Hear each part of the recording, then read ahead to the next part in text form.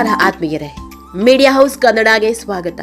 ಕನ್ನಡದ ಕಿರುತೆರೆ ಇತಿಹಾಸದಲ್ಲಿ ಕಳೆದ ಬಾರಿಯ ಬಿಗ್ ಬಾಸ್ ಸೀಸನ್ ಅಷ್ಟು ಹಿಟ್ ಆಗಿದ್ದು ಮತ್ಯಾವ ಸೀಸನ್ ಇಲ್ಲ ಬಿಡಿ. ಕನ್ನಡದಲ್ಲಿ ಬಿಗ್ ಬಾಸ್ ಶುರುವಾಗಿ ಒಟ್ಟು 12 ಸೀಸನ್ ಆಗಿದೆ. ಆದರೆ ಕಳೆದ ಬಾರಿಯಷ್ಟು ಜನ ಮೆಚ್ಚುಗೆ ಯಾವತ್ತೂ ಸಿಕ್ಕಿರಲಿಲ್ಲ.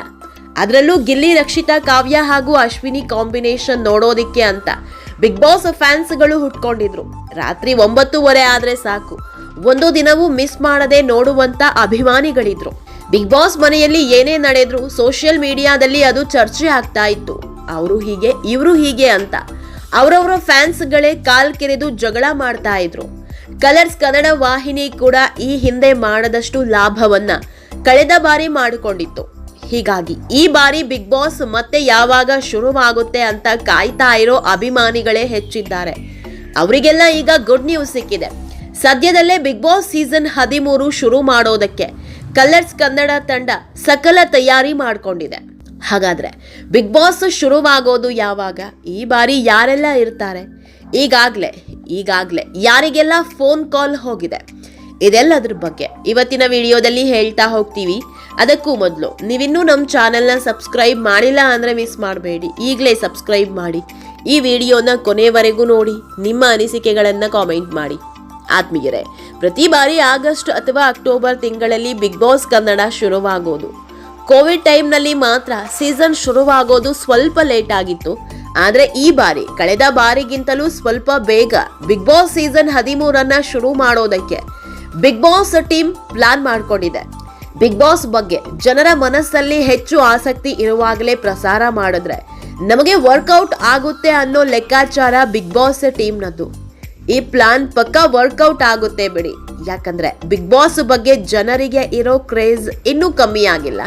ಸೀಸನ್ 12 ಅಭ್ಯರ್ಥಿಗಳು ಎಲ್ಲೇ ಹೋದ್ರು ಈಗಲೂ ಅದೇ ಅಭಿಮಾನ ತೋರಿಸ್ತಾ ಇದ್ದಾರೆ. ಹಿಂದೆ ಯಾವ ಸೀಸನ್ನ ಅಭ್ಯರ್ಥಿಗಳಿಗೆ ಸಿಗದಷ್ಟು ಪ್ರೀತಿ ವಿಶ್ವಾಸವನ್ನ ಕಳೆದ ಸೀಸನ್ ಅಭ್ಯರ್ಥಿಗಳು ಪಡ್ಕೊಂಡಿದ್ದಾರೆ. ಹಾಗಾಗಿ ಬಿಗ್ ಬಾಸ್ ಸೀಸನ್ 13 ಶುರುವಾಗೋದಕ್ಕೆ ವೇದಿಕೆ ಸಜ್ಜಾಗಿದೆ. ಆತ್ಮೀಯರೇ, ನಮಗ್ ಸಿಕ್ಕಿರೋ ಮಾಹಿತಿ ಪ್ರಕಾರ ಜುಲೈ ತಿಂಗಳ ಅಂತ್ಯದಲ್ಲಿ ಬಿಗ್ ಬಾಸ್ ಶುರುವಾಗೋ ಸಾಧ್ಯತೆ ಇದೆ. ಈಗಾಗಲೇ ಬಿಗ್ ಬಾಸ್ ಮನೆಯಲ್ಲಿ ಸಕಲ ತಯಾರಿ ಕೂಡ ಶುರುವಾಗಿದೆಯಂತೆ. ಸೀಸನ್ 12 ಮುಗಿದ್ಮೇಲೆ ಅದನ್ನ ಹಾಗೆ ಕ್ಲೋಸ್ ಮಾಡಲಾಗಿತ್ತು. ಅಲ್ಲಿ ಯಾವುದೇ ರೀತಿಯ ಕೆಲಸ ಆಗ್ತಾ ಇರಲಿಲ್ಲ. ಆ ಸೆಟ್ ಅನ್ನ ಯಾವುದಕ್ಕೂ ಬಳಸಿಕೊಂಡಿರಲಿಲ್ಲ. ಹೀಗಾಗಿ ಹೊಸದಾಗಿ ಸೆಟ್ ಹಾಕ್ತಾ ಇದ್ದಾರೆ. ಈಗಲೇ ಕೆಲಸಗಳು ಸಹ ಶುರುವಾಗಿದ್ದು ಅತಿ ವೇಗದಲ್ಲೇ ಕೆಲಸ ಮಾಡಿ ಮುಗಿಸೋ ಟಾರ್ಗೆಟ್ ಕೊಟ್ಟಿದ್ದಾರಂತೆ. ಬಿಗ್ ಬಾಸ್ ಶೋ ಕನ್ನಡದಲ್ಲೇ ಅತಿ ದೊಡ್ಡದಾದ ರಿಯಾಲಿಟಿ ಶೋ. ಬಿಗ್ ಬಾಸ್ ಶುರು ಮಾಡಬೇಕು ಅಂದ್ರೆ ಸಾಕಷ್ಟು ಸಮಯ, ಶ್ರಮ ಬೇಕು. ಮೊದಲು ಸ್ಪರ್ಧಿಗಳ ಆಯ್ಕೆ ಆಗಬೇಕು, ಮನೆ ರೆಡಿ ಆಗಬೇಕು, ಇನ್ನುಳಿದಂತೆ ಒಂದಷ್ಟು ಕೆಲಸ ಆಗಬೇಕಿದೆ.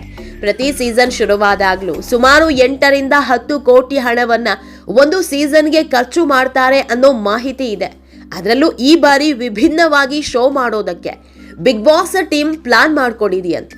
ಆತ್ಮೀಯರೇ, ಪ್ರತಿ ಬಾರಿ ಬಿಗ್ ಬಾಸ್ ಶುರುವಾದಾಗ್ಲೂ ಮೊದಲು ಅಭ್ಯರ್ಥಿಗಳ ಆಯ್ಕೆ ಕಡೆ ಹೆಚ್ಚಿನ ಗಮನ ಕೊಡ್ತಾರೆ. ಹಿಂದೆಲ್ಲ 2-3 ತಿಂಗಳ ಮುಂಚೆಯಿಂದ ಸ್ಪರ್ಧಿಗಳ ಹುಡುಕಾಟ ಶುರುವಾಗ್ತಾ ಇತ್ತು.